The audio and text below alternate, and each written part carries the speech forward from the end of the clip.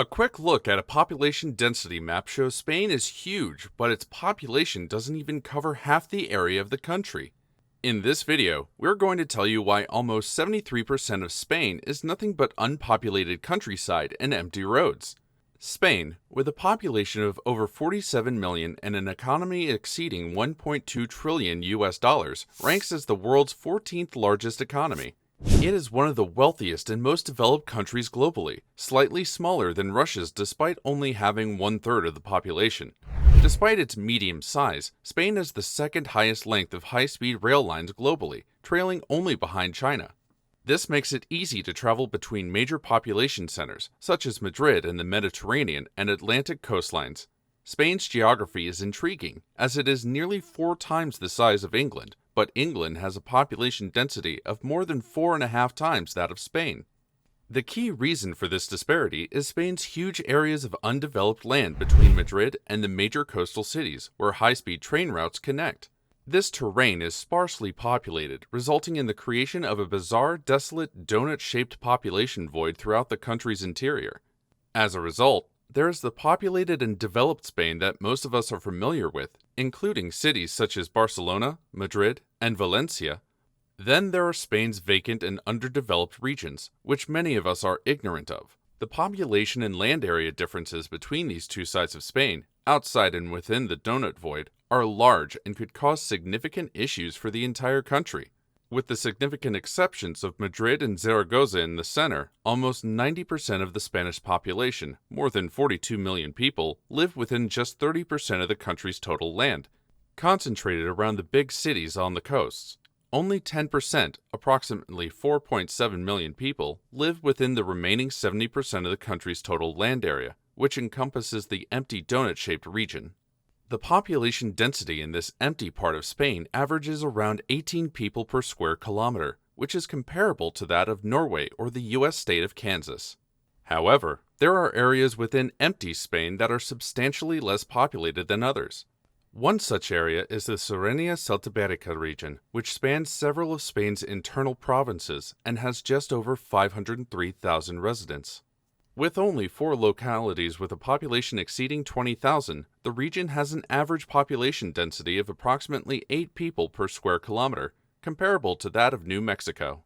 The Cerenia-Celta-Bérica is the second most sparsely populated region in the European Union, with fewer people per square kilometer than in European Russia or the Scottish Highlands.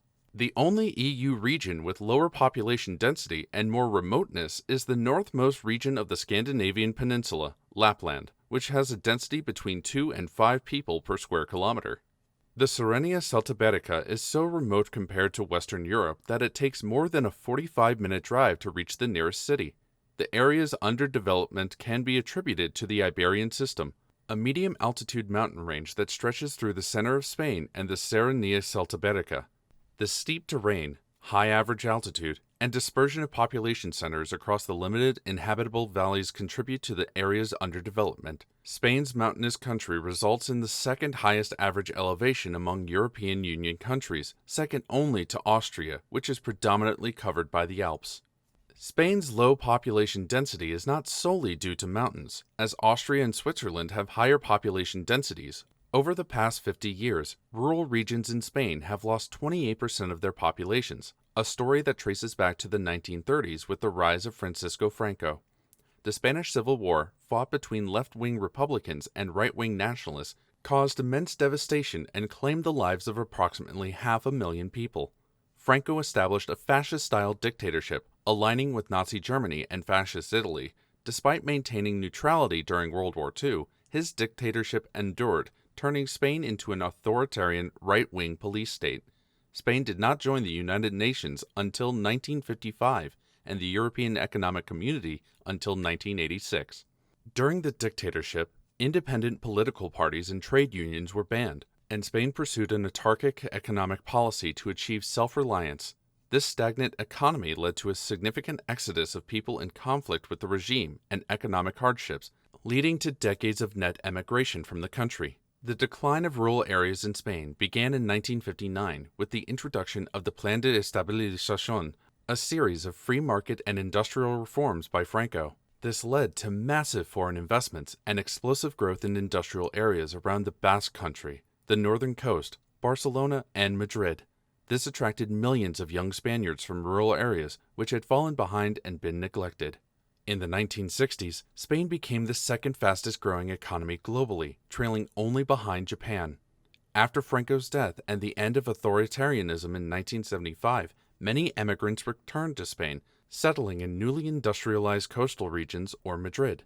Since the early 1990s, Spain has experienced massive-scale immigration from abroad, with over 15% of the population born abroad, primarily from regions outside of Europe, particularly Spain's former colonies across Latin America.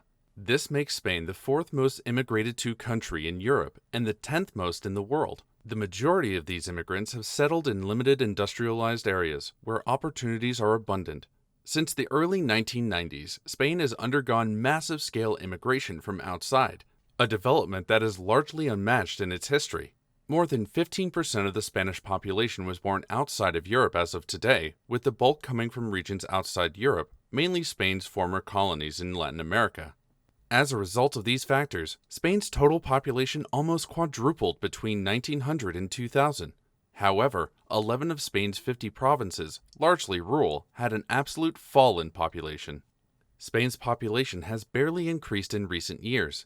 Between 2011 and 2021, the country's population expanded by 0.12%, the lowest decade of growth on record for Spain since record-keeping began between 1833 and 1846. This stagnation is largely due to Spain's low fertility rate, which is attributed to the country's lack of serious family support policies. Spain allocates the least amount of funding for family support, only 0.5% of GDP, compared to Western European countries. This has led to the long-term hollowing out of rural Spain, particularly in regions like Teruel, which has only half the population it had a century ago. Tens of thousands of people emigrated in search of better opportunities, leaving behind their tiny villages with challenging living conditions and basic amenities. The lack of investment in infrastructure in Teruel persists, with 40% of the small population still lacking internet broadband coverage and a single ultra-slow train that travels at a mere 30 kilometers per hour. This train has even become a meme on Spanish social media when a video shows a tractor overtaking it. The lack of infrastructure investment in rural communities like Teruel in Spain, despite being considered a major tech hub, is making them unattractive places to live. This lack of investment leads to more people moving away, making the region less attractive for investment. The Spanish state has done little to reverse this trend over the decades, creating a vicious cycle of unattractive living conditions and a lack of investment. Spain's population is concentrated in 30% of its land, with 10% living in 70%. To address this issue, Spain needs to increase investments in developing these regions, making them attractive places to live. Investing wisely is crucial for building a secure future. This situation is difficult but not impossible to resolve. With a little bit of dedication and effort, we can turn this thing around. Spain is a beautiful country, and it's a shame so many of the places in it are untouched because of the lack of facilities or some other problem. Do you think this problem is solvable? Or do you think this situation should entirely be left alone? Or should we wait to see what happens as time passes by and the rest of the areas progress? Tell us how you think this situation should be dealt with in the comments below. Don't forget to give the video a thumbs up and subscribe to the channel before you leave.